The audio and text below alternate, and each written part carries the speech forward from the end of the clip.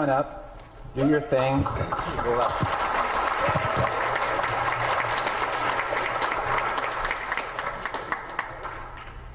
Have you ever wondered why Canada is in debt?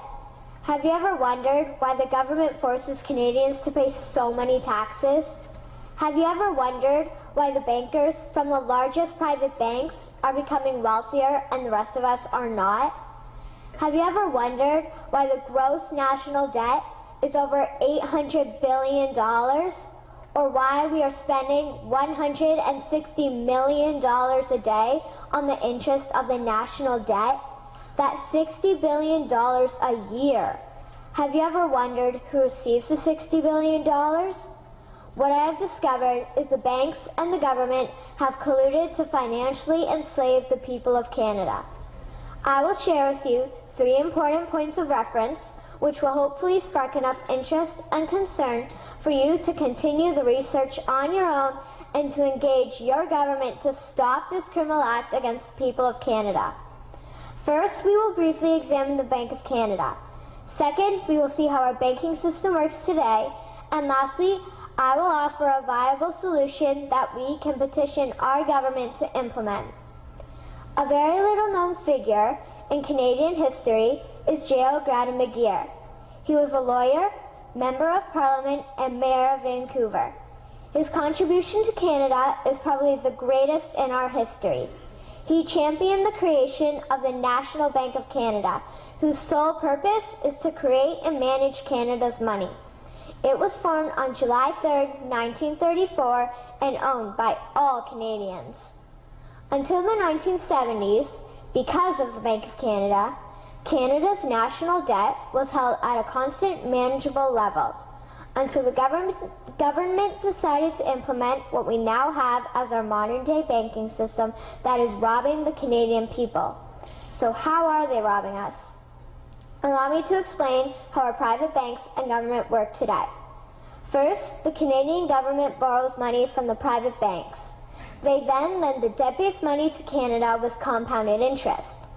The government then continues to increase taxation of Canadians year after year in order to pay back the interest on the exponentially growing national debt. What results is inflation, less real money for Canadians to spend into our economy, and the real money being used to pad the pockets of the banks. Also, the government gave the banks the ability to loan out money that doesn't exist in the form of loans.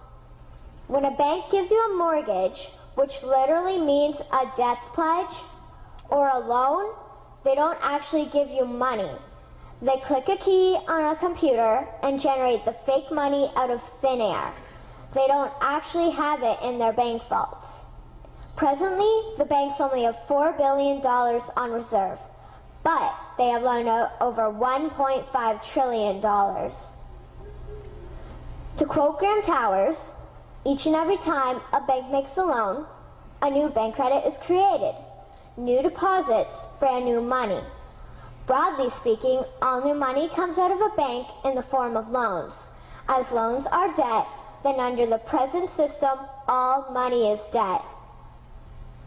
What I find interesting is even Jesus, in Matthew 21, drove out the money changers in the temple because they were manipulating the currency to steal money from the people.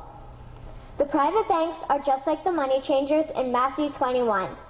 They are defrauding and robbing the people of Canada, thus their freedom, and they need to be stopped. How should the banking system work?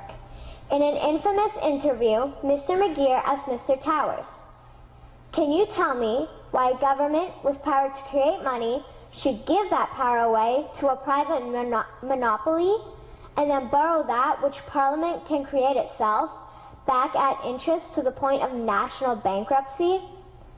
Mr. Towers replied, "If Parliament wants to change the form of operating the banking system, then certainly that is within the powers of Parliament. In other words, if the Canadian government needs money, they can borrow it directly from the Bank of Canada. The people would then pay fair taxes to repay the Bank of Canada. This tax money would in turn get injected back into our economic infrastructure and the debt would be wiped out.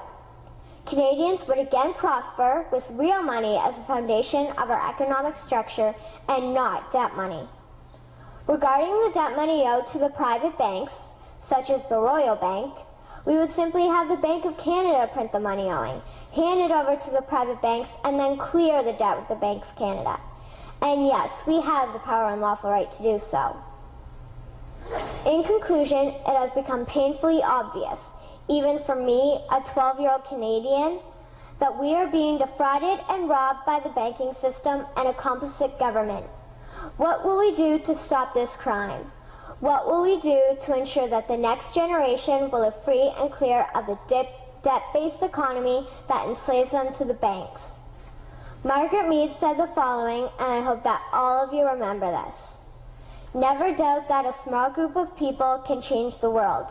Indeed, it is the only thing that ever has. Thank you.